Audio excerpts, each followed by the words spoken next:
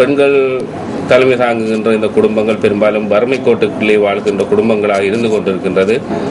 போதுமான அளவு உதவிகள் அரசாங்கத்தினால் செய்யப்படுகின்ற போதிலும் இன்னும் பல பெண்கள் இது தொடர்பான உதவிகளையும் மானியங்களையும் எதிர்பார்த்து காத்துக் கொண்டிருக்கிறார்கள். தங்களுடைய வாழ்வாதாரத்தை கொண்டு செல்வதற்கு நெருப்போடு தொடர்புடைய பல தொழில்களை செய்து கொண்டிருக்கிறார்கள். அதில் கல்முனை, பாண்டியிருப்பு, சேனை குடியிருப்பு, பெரிய நீலாவணை மற்றும் நட்பட்டி முனை உள்ளிட்ட பகுதிகளிலேயே கணவரை இழந்த அதிகளவிலான பெண்கள் வாழ்ந்து வருகின்றனர். இவர்கள் அப்பம், பிட்டு போன்ற உணவுப் பொருட்களை தயாரித்து தமது ஜீவனோபாயத்தை கொண்டு நடத்துகின்றனர். அத்துடன் கிடுகு இழைத்தலில் கிடைக்கும் வருமானத்திலும் இவர்கள் தமது வயிறை நிரப்பிக் கொள்கின்றனர். இந்த பெண்களுக்கு அரசு திணைக்களங்கள், அமைச்சுக்களின் ஊடாக உதவிகள் பெற்றுக் கொடுக்கப்படுகின்ற போதிலும் அது போதுமானதாக இல்லை என கல்முனை தமிழ் பிரிவு பிரதேச செயலாளர் கே. லவநாதன் சுட்டிக்காட்டுகிறார். வறுமை கோட்டிற்கு கீழ் வாழும் கணவனை இழந்த பெண்களுக்கு அரசாங்கத்தினால் வழங்கப்படுகின்ற வட்டி இல்லா கடன் தொகை தற்போது தமக்கு வழங்கப்பட்டு வருவதாக கல்முனை தமிழ் பிரிவு பிரதேச செயலகத்தின் மகளிர் அபிவிருத்தி உத்தியோகத்தர் தனலட்சுமி முரசொலிமாறன் தெரிவிக்கிறார். இதன் முதற்கட்டமாக 10 பெண்களுக்கு தலா 20,000 ரூபாய் வீதம் வட்டி இல்லா கடன் வழங்கப்பட்டுள்ளதாகவும் அவர் குறிப்பிட்டார். மகளிரை முக்கியமாக அவர்களது தலைமைத்துவத்தை கட்டியெழுப்பதற்கும், அவர்கள் சமூகத்தில் வீட்டை விட்டு வெளியில் வந்து சமூகத்தில் அவர்களுக்கு தேவையான விடயங்களை அவர்களை பெற்றுக்கொள்வதற்கும், அவர்களை ஆளுமை மிக்க, ஆற்றல் மிக்க, சக்தி மிக்க பெண்களாக மாற்றுவதுமே அமைச்சின் நோக்கமாக காணப்படுகிறது. இவ்வாறு தமது ஜீவனோபாயத்தை முன்னெடுத்து வரும் தமக்கு அரசாங்கம் மேலும் பல உதவிகளை வழங்க வேண்டும் என்பதே இந்த பெண்களின் கோரிக்கையாக அமைந்துள்ளது. கோழி வளர்ப்பு, கிடுகளைக்கிற, நூல் சுத்துற வேலையெல்லாம் செஞ்சு கொண்டிருக்கோம். அதில் அரசாங்கம் எங்களுக்கு எந்த உதவியும் செய்யலை. ஆனால் அவங்க இனிமேல் எங்களுக்கு உதவி செஞ்சாங்களா இதை வச்சு நாங்கள் பெரிய உதவியாக செஞ்சு முன்னேறுவோம். உங்கள் வாழ்க்கை எங்கள் செய்தி. கொழும்பு பொது நூலக நலன்புரி சங்கம் 6வது தடவையாகவும் ஏற்பாடு செய்துள்ள கொழும்பு தேசிய கல்வி மற்றும் புத்தக விற்பனை கொழும்பு பொது நூலகத்தில் 4வது நாளாகவும் நடைபெறுகின்றது. இதற்கு நியூஸ் ஃபர்ஸ்ட் ஊடக அனுசரணை வழங்குகின்றது. இதன் மூலம் பெறுமதியான புத்தகங்களை கொள்வனவு செய்வதற்கு சந்தர்ப்பம் ஏற்படுத்தி கொடுக்கப்பட்டுள்ளது. அத்தோடு நியூஸ் ஃபர்ஸ்ட் திரைப்பரீட்சையும் இங்கு நடைபெறுகின்றமை குறிப்பிடத்தக்கது. காலை 9 மணி முதல் மாலை 4 மணி வரை சிறுவர்களுக்கான சித்திர போட்டிகளும் நடைபெற்றன. 3 தொடக்கம் 15 வயது வரையான சிறார்கள் இந்த போட்டியில் கலந்து கொண்டதோடு திறமையை வெளிப்படுத்தியவர்களுக்கு சான்றிதழ்களும் வழங்கப்பட்டன. கொழும்பு தேசிய கல்வி மற்றும் புத்தக விற்பனை எதிர்வரும் 31ஆம் திகதி வரை நடைபெறவுள்ளமை குறிப்பிடத்தக்கது. சிந்தனையை தூண்டும் அறிஞர் வாக்கு அடுத்து.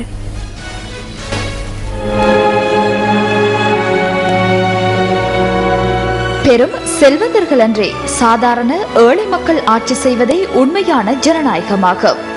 அரிஸ்டோட்டில், கிரேக்க தத்துவஞானி.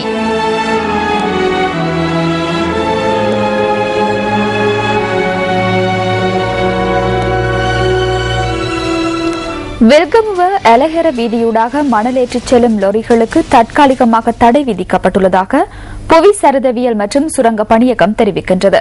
நேற்று லக்கல பகுதியில் இடம்பெற்ற விபத்தின் பின்னர் பிரதேச மக்கள் மேற்கொண்ட எதிர்ப்பு ஆர்ப்பாட்டத்தினை தொடர்ந்து இந்த நடவடிக்கை எடுக்கப்பட்டுள்ளது. இது தொடர்பில் எதிர்வரும் திங்கட்கிழமை கலந்துரையாடல் ஒன்று இடம்பெற உள்ளதாக புவி சரிதவியல் மற்றும் சுரங்க பணியகத்தின் பணிப்பாளர் நாயகம் P.A. பீரிஸ் தெரிவித்தார். ஹெட்டிபோல நாவுல வீதியின் கொமசந்தியில் நேற்று டிப்பர் வண்டியொன்று மோட்டார் சைக்கிளுடன் மோதியதில் உயிரிழந்த தாய் மற்றும் மகனின் பூதவுடல்கள் தேவாலதனிய கோரப்பெட்டியவில் உள்ள அவர்களின் வீட்டுக்கு இன்று காலை கொண்டு வரப்பட்டது. 3 பிள்ளைகளை உடைய குடும்பத்தின் மூத்த பிள்ளையான 23 வயதுடைய சுமித் சாந்த மற்றும் 42 வயதுடைய அவரின் தாயாரான அனுலகுமாரி ஆகியோரே இந்த விபத்தில் உயிரிழந்துள்ளனர். அவர்களின் இறுதிக்கிரியைகள் நாளை கழுகக பொது மயானத்தில் நடைபெறவுள்ளது. இந்த விபத்தை அடுத்து பிரதேச மக்கள் வீதியை மறித்து ஆர்ப்பாட்டத்தில் ஈடுபட்டனர். பிரதேச மக்கள் ஆர்ப்பாட்டத்தில் ஈடுபட்ட போது சேதமாக்கப்பட்ட 10 டிப்பர் வண்டிகள் மற்றும் விபத்துக்குள்ளாகிய டிப்பர் வண்டி என்பவற்றை போலீசார் தமது கட்டுப்பாட்டின் கீழ் கொண்டு வந்துள்ளதாக போலீசார் தெரிவித்தனர்.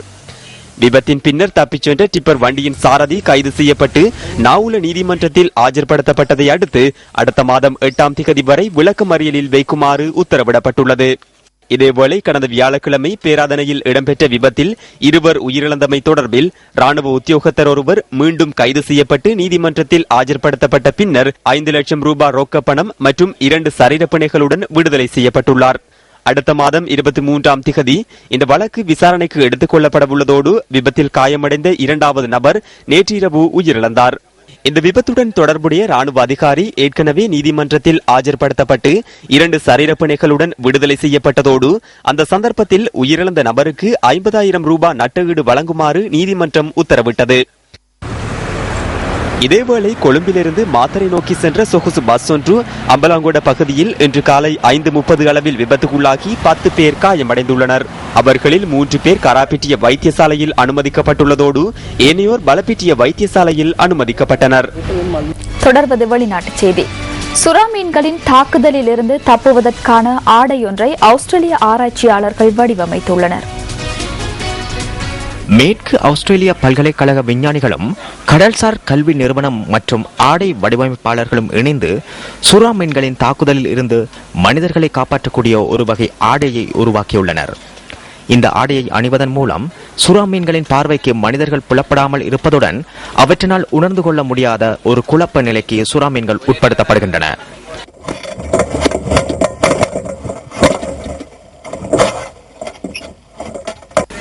இந்த வகையான வடிவமைப்புகளில் ஒன்று கருப்பு வெள்ளை நிறத்தில் சுறாக்களின் நிறத்திற்கு ஒப்பானவையாகவும் மற்றது நீலம் மற்றும் சாம்பல் நிறத்தில் கடலின் இயற்கை சூழலுக்கு ஒப்பானவையாக காணப்படுவதால் சுறா மீன்கள் குழப்பத்திற்கு உள்ளாகும் என ஆராய்ச்சியாளர்கள் கருத்து தெரிவிக்கின்றனர். பிரித்தானிய அரச குடும்பத்தின் புதிய உறுப்பினரின் கதை வடிவம் லிகோலன் வினோத பூங்காவில் காட்சிப்படுத்தப்பட்டுள்ளது. லண்டன் நகருக்கண்மையில் லீகோலாண்ட் என அழைக்கப்படும் வினோத பூங்காவில் பக்கிங்ஹாம் அரண்மனையையும் அரண்மனைக்கு புதிதாக வந்துள்ள வாரிசு பற்றிய கதையையும் பிளாஸ்டிக் கட்டுமான பொருட்களினால் கச்சிதமாக வடிவமைத்துள்ளனர். அரச குடும்பத்தினர் தொடர்பான வடிவமைப்புகள் இந்த பூங்காவில் ஏற்கனவே காட்சிப்படுத்தப்பட்டுள்ளதாகவும் அதிலும் மகாராணியாரின் 50வது ஆண்டு விழா மற்றும் அரசு திருமணம் என்பனவும் இங்கு காட்சிப்படுத்தப்பட்டுள்ளதாகவும் பூங்காவின் இயக்குநர் தெரிவிக்கின்றார். இந்த பூங்காவில் அரச குடும்பத்தினரின் முக்கிய நிகழ்வுகள் ஒவ்வொரு வடிவமைப்பாக மாற்றம் பெறுவது ஒரு பாரம்பரியமாக கருதப்படுகின்றது. இளவரசர் ஜார்ஜின் உருவமானது 8 நீல நிற லிகோக்களினால் வடிவமைக்கப்பட்டுள்ளது.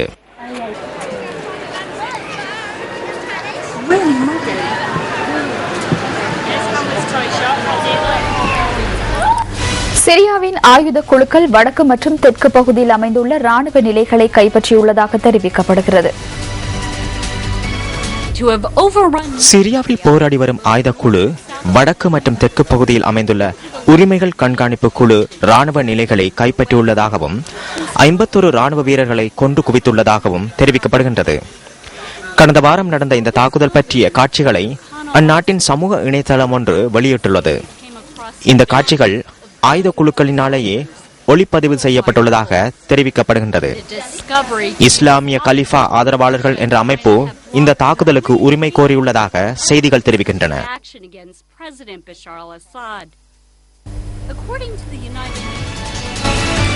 சீனாவில் நிலநடுக்கத்தினால் பாதிக்கப்பட்ட 268 கிராமங்களைச் சேர்ந்த மக்கள் பாதுகாப்பான இடங்களுக்கு அனுப்பி வைக்கப்பட்டுள்ளனர்.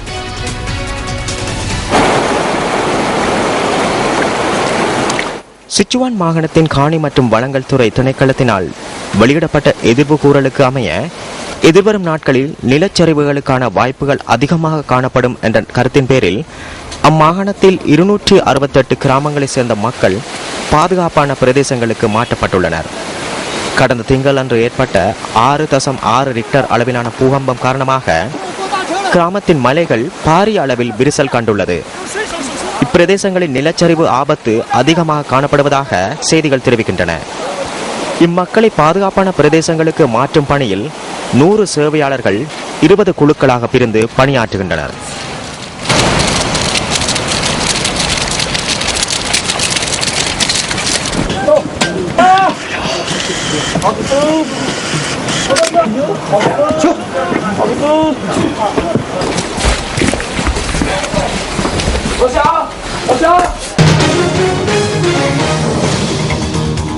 ஐக்கிய தேசிய கட்சியின் மேலும் சில உறுப்பினர் தம்முடன் ஒன்றிணைய உள்ளதாக தயாசிரி ஜெயசேகர தெரிவித்துள்ளார். குருநாகலில் நடைபெற்ற ஊடகவியலாளர் சந்திப்பின் போதே அவர் இவ்வாறு தெரிவித்தார். சிரேஷ்ட அமைச்சர் எஸ்பி நாவினவின் இல்லத்தில் நடைபெற்ற இந்த ஊடகவியலாளர் சந்திப்புக்கு ஸ்ரீலங்கா சுதந்திர கட்சியின் குர்நாகல் மாவட்ட சிரேஷ்ட உறுப்பினர்கள் பலர் கலந்து கொண்டனர்.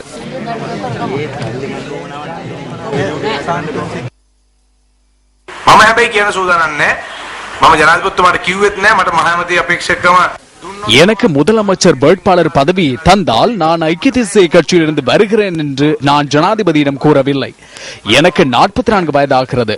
நான் இன்னும் 10 வருடங்களுக்கு எதிர்க்கட்சியில் இருக்க விரும்பவில்லை. நான் சேவை செய்ய வேண்டும். எனவே எனக்கு உங்களின் ஆசீர்வாதம் வேண்டும் என்று கூறினேன். அவர் ஆசீர்வாதம் தந்தார். பாராளுமன்றத்தில் உள்ள உறுப்பினர்களை அரசாங்கத்துடன் இணைத்துக் கொள்ள வேண்டிய தேவை அரசாங்கத்துக்கு இல்லை. அரசாங்கத்திற்கு 161 உறுப்பினர்கள் இருக்கின்றனர். பின்னர் ஏன் அவர்கள் எனக்கு பணம் தர வேண்டும்? ஒரு சிலரே இவ்வாறான கதைகளை கூறுகின்றனர். கமகேவும் நேற்று அவ்வாறு கூறினார். தயகமகே செயற்குழுவில் தேசிய அமைப்பாளர் பதவியை எடுக்கும் போது பணம் வழங்கினார். 5 லட்சம் 10 லட்சம் என உறுப்பினர்களுக்கு பணம் வழங்கினார். அது அவருக்கு நினைவிருக்கும். பணம் கொடுத்து நபர்களை பெற்றுக் கொள்ளலாம் என்று அவர் நினைத்திருக்கலாம். நான் பணத்துடன் வேலை செய்யவில்லை. நான் மக்களுடன் தான் வேலை செய்கிறேன். ஹரின் பெர்னாண்டோவும் அவ்வாறு கூறியிருந்தார். ஹரின் பெர்னாண்டோவின் தந்தை வட்டிக்கு பணம் வழங்கும் ஒருவர். நான் 25 கோடி எடுத்திருந்தால் முதலில் ஹரின் பெர்னாண்டோவின் தந்தைக்கு தான் பணம் வழங்க வேண்டும். வட்டிக்கு பணம் வழங்கினால் எனக்கும் ஒரு தொகை கிடைக்கும் அல்லவா? தாசிரி ஜெயசேகர வெளியேறியதனை அடுத்து ஐக்கிய தேசிய கட்சியில் பாரிய அளவில் கலக்கம் ஏற்பட்டுள்ளது. அதை மேலும் அதிகரித்துக் கொள்ள முயற்சிக்க வேண்டாம். தாசிரி போன்றோர் ஏன் இந்த கட்சியை விட்டு செல்கின்றனர் என்பதற்கான காரணத்தை தேடுங்கள். இதற்கு 25 கோடி செலவு போனாலும் பரவாயில்லை. அது அந்த அளவுக்கு பெருமதியான ஒரு விடயம். ஐக்கிய தேசிய கட்சியிலிருந்து ஏன் மக்கள் வெளியேறுகின்றனர் என்பதனை ஐக்கிய தேசிய கட்சி சிந்திக்க வேண்டும். எதிர்காலம் இல்லாது போகும் போது, தலைமைத்துவத்துடன் வெறுப்பு ஏற்படும் போது மக்கள் கட்சியை விட்டு செல்கின்றனர். நேற்று சிலர் எம்முடன் இணைந்து கொண்டனர். அடுத்த கிழமை மேலும் சிலர் வருவார்கள். அதிக காலம் எடுக்கும் முன்னர் பலர் இணைந்து கொள்வார்கள்.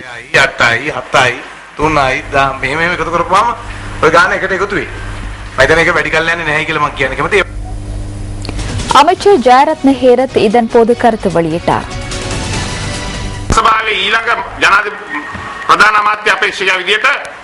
එස්.බී. නාවින මැතිතුමා පත් කළ යුතුයි කියලා පාර්ලිමේන්තු මැති ඇමතිවරු පුත්තනම සහ කුරාදිශික දෙකේම එකමතිකව තීන්දුව කරා. மாகாண சபையின் முதலமைச்சர் வேட்பாளராக எஸ்பி நாவின் நியமிக்கப்பட வேண்டும் என்று அமைச்சர்கள் உள்ளிட்ட குழுவினர் புத்தளத்திலும் குருநாகலிலும் குறிப்பிட்டனர். மாகாண சபை குறித்து அந்த சந்தர்ப்பத்தில் நமக்கு தீர்வொன்று இல்லாத காரணத்தினாலேயே நாம் அத்தகைய தீர்வுக்கு வந்தோம் என்று நினைக்கின்றேன். வடமேல் மாகாண சபை தேர்தலுக்கு புதிய உறுப்பினர் ஒருவரை நியமிப்போம் என்பது ஜனாதிபதியின் கருத்தாக இருந்தது. அதற்கமையவே தயாசிரி ஜெயசேகரவின் பெயர் பிரேரிக்கப்பட்டது. எந்த எதிர்ப்புமின்றி நாம் அந்த கருத்தை ஏற்றுக்கொண்டோம். ஆனாலும் சிலரால் ஸ்ரீலங்கா சுதந்திர கட்சிக்கு பாதிப்புகள் ஏற்பட்டுள்ளது. சிறந்த முன்மாதிரி ஒன்று மாகாண சபை உள்வாங்கப்பட வேண்டும் என்பதற்கமையவே இந்த தீர்மானம் மேற்கொள்ளப்பட்டுள்ளது. முன்னாள் முதலமைச்சர் அதுல விஜயசிங்க தொடர்பில் எமக்கு கருத்து முரண்பாடு இல்லை. சுதந்திர கட்சியின் செயற்குழு மற்றும் ஜனாதிபதி ஆகியோரின் தீர்மானத்திற்கமைய செயற்படுகிறது. நாளை வேறொரு தீர்மானம் எடுக்கப்படுமானால் அது குறித்து நாம் ஆராய்ந்து பார்க்கலாம்.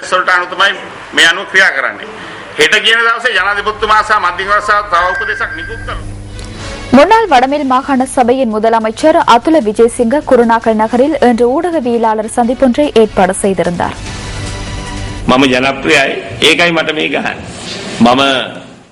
நான் பிரபல்யமானவன், அதனாலேயே என்னை விமர்சிக்கின்றனர். ஐக்கிய மக்கள் சுதந்திர கூட்டமைப்பை பிரதிநிதித்துவப்படுத்தி குருநாகல் மாவட்டத்தில் குழு தலைவராக நான் நிறுத்தப்படுகின்றேன். நிச்சயமாக வெற்றி பெறுவேன். முதலமைச்சர் ஆவதே அனைத்து வேட்பாளர்களுடைய கனவாக காணப்படுகின்றது. எனினும் ஒரு முதலமைச்சர் மாத்திரமே தெரிவு செய்யப்படுவார்.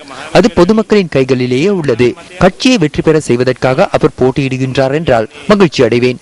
ஐக்கிய மக்கள் சுதந்திர கூட்டமைப்பை வெற்றி பெற செய்வதே அவருடைய எண்ணம் என்றால் அந்த இடத்திலேயே நாம் போட்டியிட வேண்டும். அந்த இடத்திலேயே நாம் இருவரும் இருக்கின்றோம்.